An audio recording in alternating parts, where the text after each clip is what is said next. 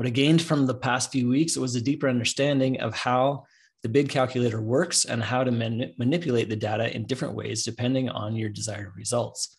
I also love seeing the differences between how the two of you approach your buy boxes and bid strategies and the resources you're sharing with the group, and will save newer investors a lot of time for sure. It's incredibly helpful to have state-specific resources all in one place, and your 13 things to ask the seller for is definitely comprehensive. That was a good one. One thing I realized is that based on someone's preferred learning style, there are many ways to design and analyze to show the calculations. This isn't something we talked about, but as I was reviewing the videos and thinking about the various layouts on Dave's spreadsheet, I recognized that the visual way data is presented can make a big difference on how easily we understand what could be a complicated topic. Nathan and many others use the 10b2 calculator to do the same thing in a seemingly simpler way, but that might not be enough for many others. I'm specifically thinking of the section of Dave's spreadsheet that has the 4 yellow boxes at the top to check for what you're looking to solve, whether yield, purchase price, number of months, or payment amount, and just thought that was a great visual presentation and method to play around with all the numbers from the various methods of manipulation. I always think there's a lot of value to be found in a group setting, and loved hearing the questions and thought processes from everyone else as we had our discussion. And looking forward, I definitely think that the second 5 weeks is going to get even better, like compound net value.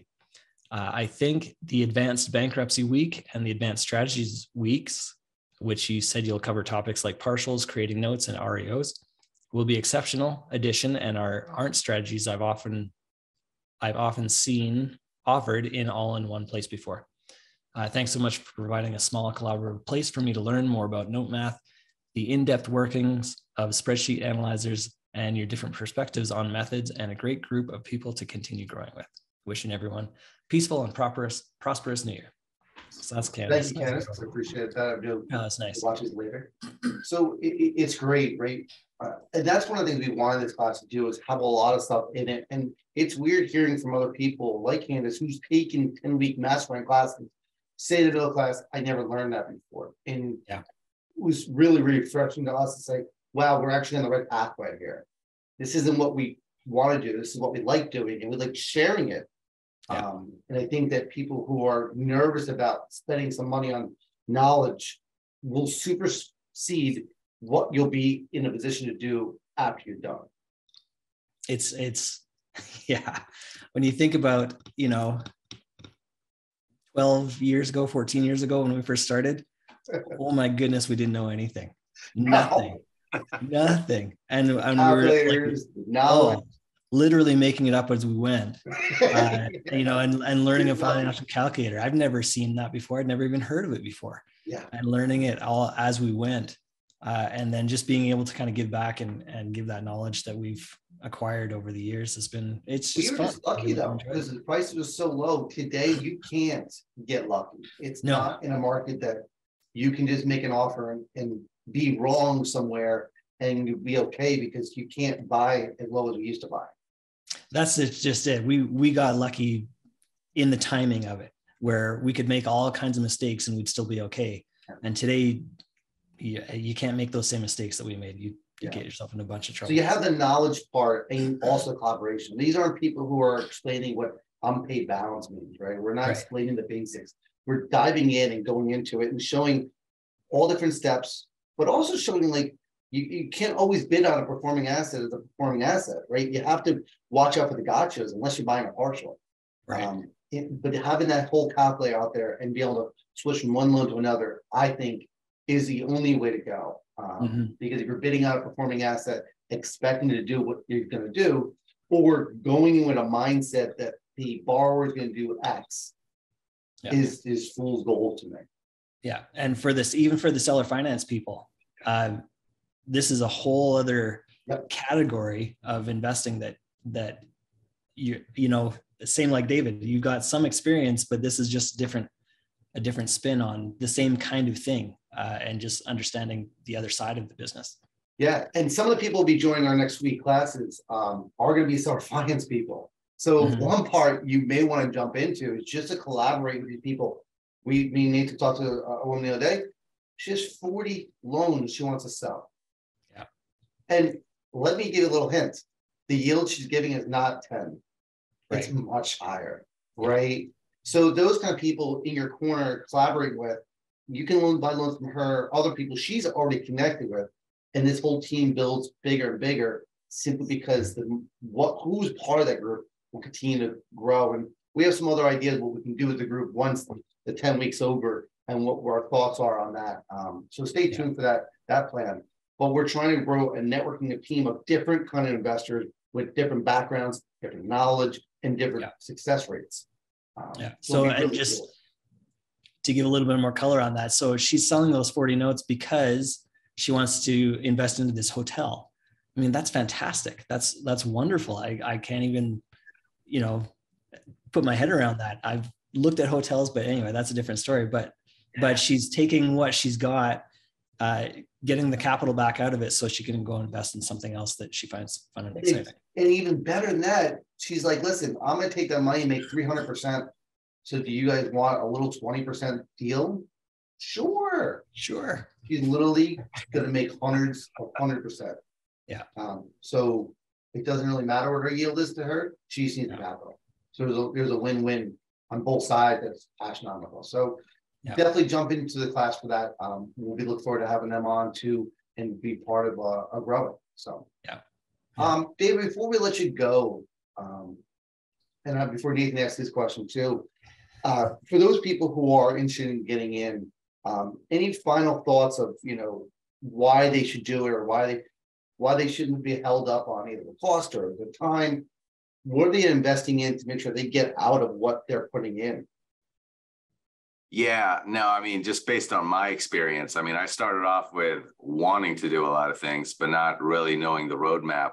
And I feel like you guys provide a really solid, detailed roadmap, where it takes the emotion out of it, where you just feel like, okay, based on this and this and this, this is what the purchase price should be. And then all the pre-bid and post-bid steps. Absolutely. You get the roadmap. You get a really strong, solid roadmap, and you get confidence because when you know where you're going and why you're doing it, you just get a lot of confidence too. So, I mean, I'm ready to jump in the second part immediately. Like, I'm like, when do we start? Because it's given me like a whole roadmap of where I want to go, where I want to take it. I'm super excited, and I would recommend it wholeheartedly. It just gives you the steps of what to do and why. That's really good to hear, because that was our goal. We wanted to give people confidence and just being able to move forward and actually get going. Like not just thinking about it, not just, right. Oh, this is really cool. No. It's so easy to do that. You can watch a bunch of videos and this and that and dabble around, but this actually gives you step by step and gives you that confidence to get out there. Oh, that's great. Good. So, before we let you go, Nathan has one last question for those who tune in. Usually probably know this question, but go ahead. So you've got an interesting background coming from the countrywide and your own mortgage company.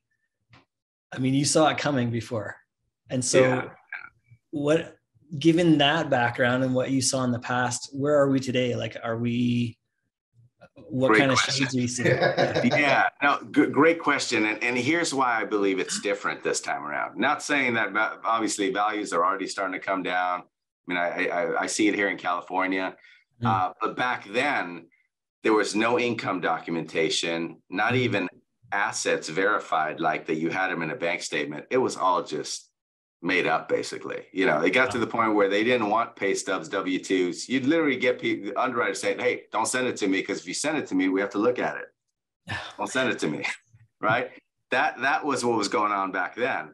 So it was built on just a house of cards. Today, all the loans that have been done in the last 10 years, they're all income verification.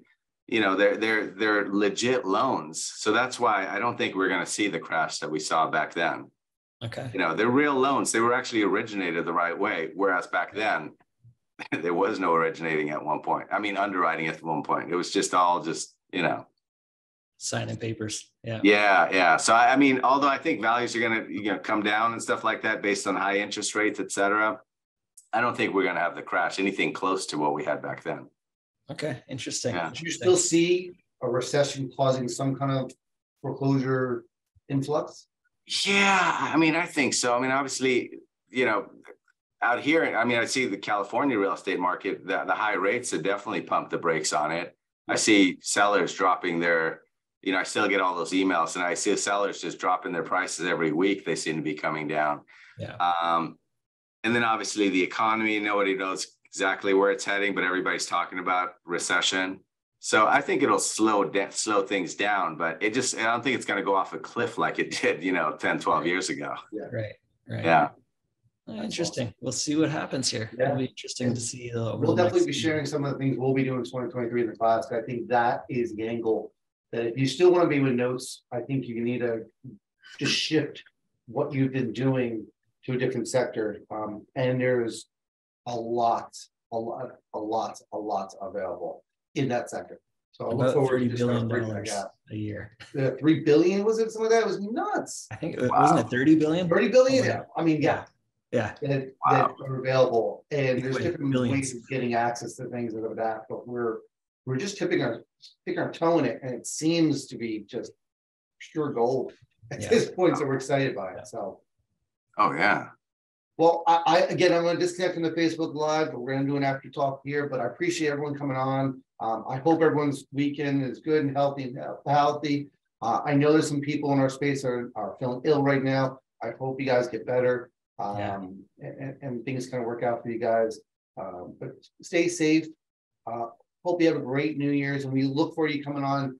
Join us January 13th, as we have Mar coming on, Monroe, and then we also have Nick coming on, who are two big subject to originator who created thousands and thousands of loans, and it will structure notes a certain way, and talk about how to make it so it's sellable. And protect the borrower, because the push is we're going to protect borrowers, which is the Dodd-Frank kind of mindset.